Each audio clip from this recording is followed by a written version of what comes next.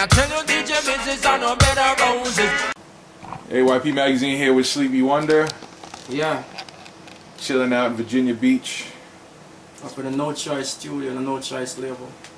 And why do they call it No Choice again? Because we literally had no choice. We had to do it ourselves, you know. Sleepy Wonder, for those of you who don't know, you probably know him from Thievery Corporation now. Little history lesson, Sleepy Wonder came up through the ranks, originally with Sugar Minott's Promotions, right? Yeah. Yeah, to Kingston, Jamaica? Yes. Like 1982, 83. And I migrated to New York in 84. And did Third World High Power, which was the biggest sound system in New York. Then from Third World to Minott High Power. Dominated New York with Minott, you know what I'm saying? Linked up with Bobo General, Screechy Dan, Sheleton, that Shinehead. Shinehead. Remember that name? The legendary Shinehead. Don't you ever forget about that dude. It's the greatest that ever did it. Way ahead of his time. Oh yeah. And yeah, you know, we did what we did in New York. You know, we're top of the food chain, top of the charts, top of the billing, all that good stuff. Got signed by the majors, got shelved by the majors, got shitted on the majors. Excuse my language. Then we started our own thing, called it No Choice Entertainment, No Choice Records, No Choice Music Group. To date, I started the label in '95.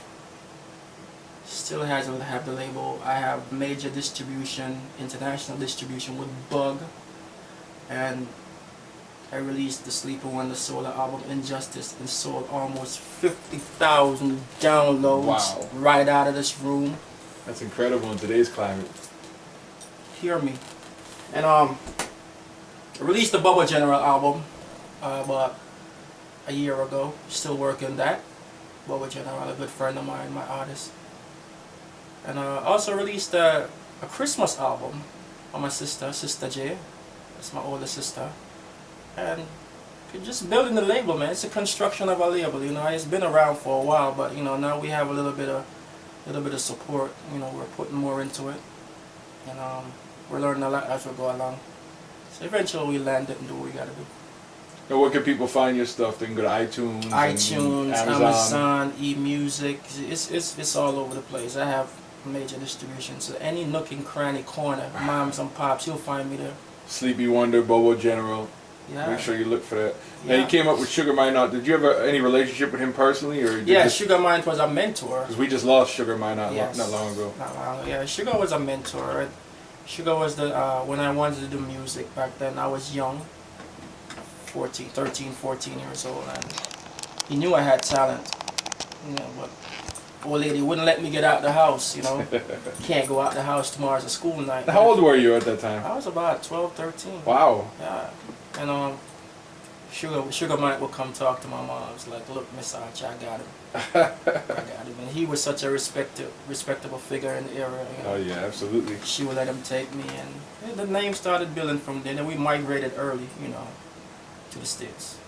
Okay. '84, and we picked up here in the States. Now, who did you first link up with in the States? Who was the first connection? Third World. Third World okay. Records. Yeah. Third World High Power. High Power. Okay. Yeah, that was with when I came here. Rankin Tyan was here. Right. Johnny Ringo was here. Louis Lepke was here. Sammy Dredd was here. Peter Rankin was here. General Lucky was here.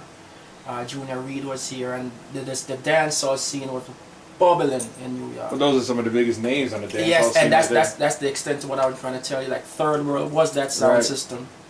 So every artist that came to the States actually link up with Third World. You always go by the name Sleepy Wonder, or did you have a different name? It was General Sleepy at first. General Sleepy at first? General Sleepy, and then you went to Sleepy Wonder? Yeah, because when Minott sound was built for me and Bobo General, it was a guy that we grew up with, had a store near Minott, Mexican, and he was like, yo, we're going to build a song, and you guys don't have to go to anywhere to entertain. We're gonna have our own song. So he built it around you. He built it around me and Bobo General, but because Bobo General had that name, Bobo General, there's like two generals can't be on the same song. Yeah. So I play keyboard, so they started hitting me with that Sleepy Wonder stuff. Stevie Wonder, Sleepy Wonder. Okay. So it stuck, you know. Yeah. So you still maintain that relationship with Bobo now, and who else did you meet early on that you still maintain relationships with? Obviously Shinehead. Shinehead, Screechy Dan. Shelly Thunder call me every other day. That's a sister of mine. Yeah, that's a sister of mine. Cool. Screechy Dan, James Bond, Tonto Irie, Willow Wilson. You know, my good friend Trevor Sparks passed away a couple years ago. Yeah. That was the crew right there. You know, that was our crew. We're called a Madman crew. So that's basically whenever we touch the stage, it's madness. You know, so they call us the Madman crew. So New York had a real hot scene back then. I mean, there were other names. I don't know if you worked with Red Fox at all, or yeah, man. Red Fox, Red Fox, Shaggy, Naturally, Baja Jed. That was a rough entry crew. Nike Fungus. Right, Nike Fungus. Yeah. That was the rough entry crew. They had their own thing. I think they started rising up like right after I think we started giving a little phase out. Right. So the Red Fox and the Nike Fungus, Shaggy, Baja, they were on a rhythm that Philip Smart put out, the big up rhythm, right. big up, huge Rave and all of them, huge, yeah. So that rhythm, shorts and all that, yeah. That rhythm took them skyrocketing. So those guys made leeway, yeah, and they did their thing, big things. And Shaggy benefited from that, big time. You ran with that. You know, we were talking earlier off camera about the labels, the major labels in the early '90s, and how they all seem to come into the New York scene and just swoop everybody in, swoop everybody up to contracts after Shabba and Supercat had success. Yeah, when they saw that Shabba and Supercat and Cabra was yeah, having so much, Cabra, and even Patra was having all that major success, you know, who was to look at, you know, but the local acts that was there making a whole lot of noise, you know what I'm saying? Sleepy Wonder was selling out venues, Shinehead. But Shinehead was the first of all of us to ever get signed to a major label. That's absolutely true. You know what I'm Chain saying? Gang Rap, all that, yeah. Shinehead got signed Billie from, Jean before that. Was it 85 or 84? 85. He got signed real early. It was mid-'80s, yeah. Yeah, so, you know, Shine was the first that ever got signed to a major label. Because he had the Unity album on Electra, if I'm not mistaken. Yeah. And he had big success over in England and Japan prior to that. So then, he was one of the first, actually probably the first hip-hop reggae act that MTV really started playing in rotation. Exactly. I mean, people would say Shine had started reggae hip-hop, but KRS-One got credited for it. You know what I'm saying? But, you know, once again, it's what you know. It's what you know. If you've been around, you know the truth. You know what I'm saying? That Shine had used to rap on a reggae beat and DJ on a hip-hop beat way back in the days. Yeah, he'd mix it up.